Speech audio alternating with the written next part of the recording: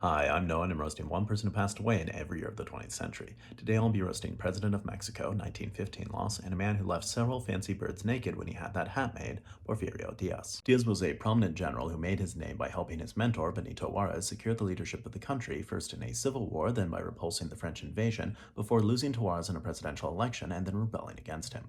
Fortunately for Juarez, Diaz was exactly as good of a political candidate as he was a general. Pretty good, but not good enough to beat Juarez. Diaz also revolted against Juarez's successor, and during that revolt, Diaz once jumped off a ship to escape government forces and attempted to swim the long distance to shore, but was quickly caught and taken back onto the ship. I think it's probably good that Diaz was spared the consequences of his hasty and self-destructive scheme. I just wish that Mexico could say the same. One of Diaz's signature stances before becoming president was that presidents shouldn't legally be allowed to be re-elected, which is ironic because he eventually served as president for 30 years, being re-elected 6 times. I guess that Diaz was just worried that someone would take advantage of the electoral system to stay in power indefinitely before he got a chance to. Diaz married twice, once to his niece, who was about 15 years younger than him, and once to the 17-year-old daughter of one of his closest advisors when Diaz was about 50.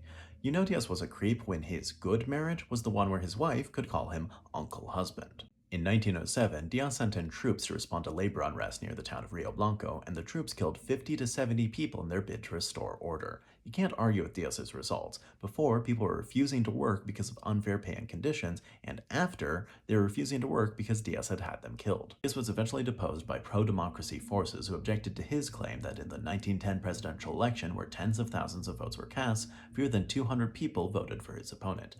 Diaz obviously faked those results, but I can almost buy it. I can believe that in all of Mexico, fewer than 200 people believe that it would actually matter if they voted against Diaz. Alright, please consider donating to help the family that I sponsor in Gaza. If you'd like to support me or watch bonus videos, please check out my Then let me know who else to roast, and join me next time when I'll be roasting British colonial administrator, general, 1916 loss, and a man who looks like the clock from Beauty and the Beast's mean dad, Herbert Kitchener.